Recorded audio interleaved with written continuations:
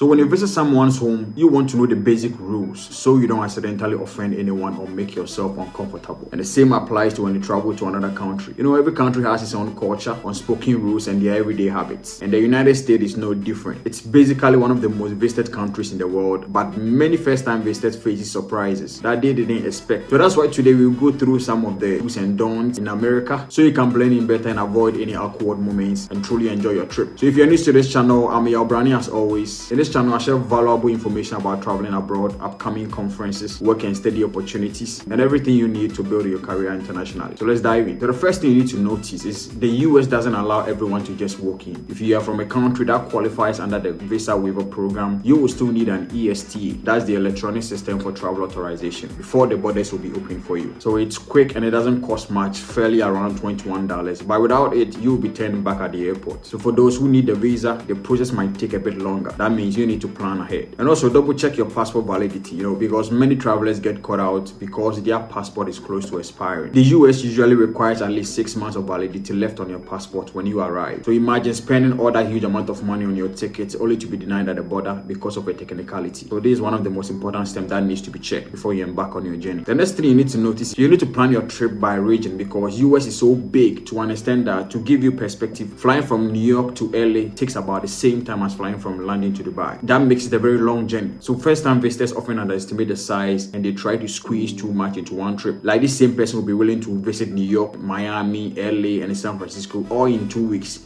And that's exhausting and it's unrealistic. So instead, focus on one region at a time. For example, you can choose to visit only the East Coast. So this time you will explore New York, the Boston, Philadelphia, and Washington DC, and you can go by train. Or if you are into beaches and theme parks, stick to Florida. So this way you spend less time traveling and more time actually experiencing the culture and the attractions. And don't forget your travel insurance. It's something that cannot be emphasized enough. Healthcare in the US is shockingly expensive. A simple visit to the emergency room can cost you hundreds of dollars. And something more like breaking a bone, breaking your arm, can even run into thousands of dollars. The healthcare system in the US is not like most countries. Unlike the UK, you might get healthcare for free. In the US, the ambulance service, emergency care, and even basic treatment can cost thousands of dollars if you are uninsured. So travel insurance is not just about medical emergencies. It also covers lost luggage, canceled flights, or stolen items. That means when you compare the small cost of insurance with the potential financial disaster of being uninsured, it's an obvious must for you to get insured before you embark on your journey. So if you are visiting as a tourist, you need to prepare an itinerary and book your popular attractions in advance because some attractions in the US are in such a high demand that tickets sells out weeks and even months before. And a classic example is Alcatraz Island in San Francisco. If you show up hoping to buy a ticket on the same day, chances are you will leave disappointed. The same goes for big hiking spots like Havasu Falls in Arizona, where you need permits that open once a year. So that means booking early gives you peace of mind, but it also saves you money because last minute prices can skyrocket. And if you do miss out, don't worry, just ask around for alternatives. The US has no shortage of natural wonders and interesting sights. And also, the US has plenty of little perks that can save you tons of money during your visit. So do take advantage of the freebies.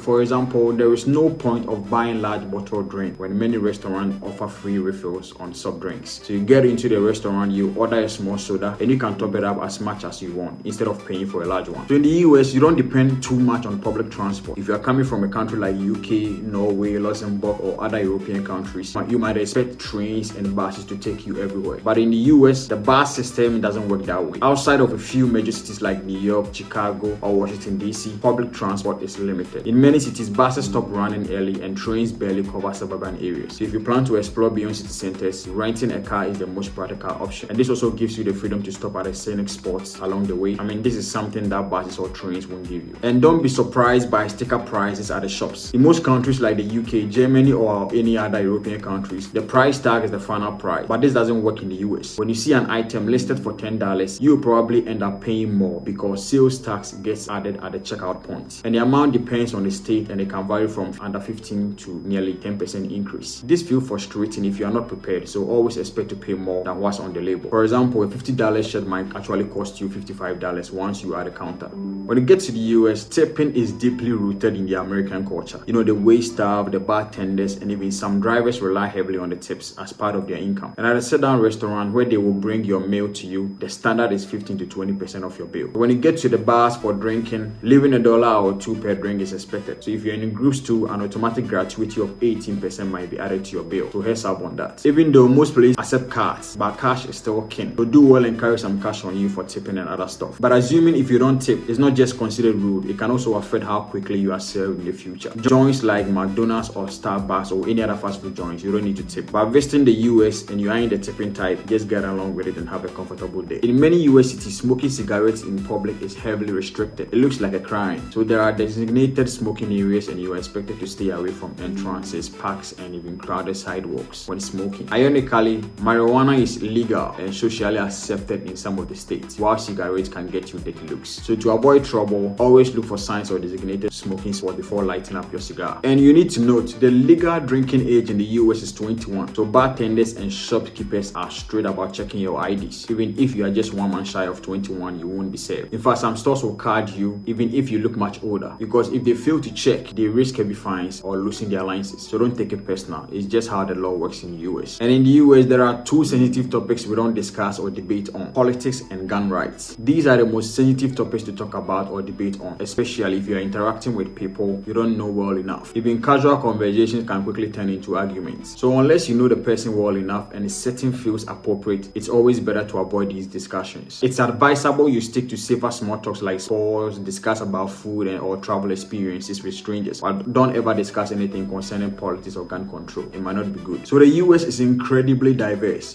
People in New York have a completely different lifestyle, different accent, and the culture is different from the people in Texas or California. Even the food varies widely by region. So avoid sweeping statements like, "Oh, Americans are the same," or "they are like this." That's a wrong statement, because when you get there, you will discover a wide range of personalities and experiences across the country. People are also welcoming and super friendly to assist you to get around whenever you are lost or need help. So when it comes to greetings, in America, greetings like "How are you?" or "How is it going?" are often just another way of saying hello. So most people don't expect a detailed answer or expect you to express your problems and whatever you're going through within the day. When you get into such a situation, a simple "good, thanks, and you" is well enough for your response. Because if you intend to launch into your life story, people might be caught off guard because they weren't asking you seriously. The last point I will talk about is, in the US, don't assume the expensive hotels are always better, because a cheaper hotel might give you more perks than an expensive one. So for example, budgeted hotels often include free breakfast, you might get free Wi-Fi or free parking, but the luxury hotels on the other hand might charge you for everything. So don't assume that paying more guarantees a better experience. Sometimes value hotels are the smarter choice. So if you're exploring or visited as a tourist, remember to consider budgeted hotels on your trip to save money. So these are the essential do's and don'ts I have for you today when visiting the US.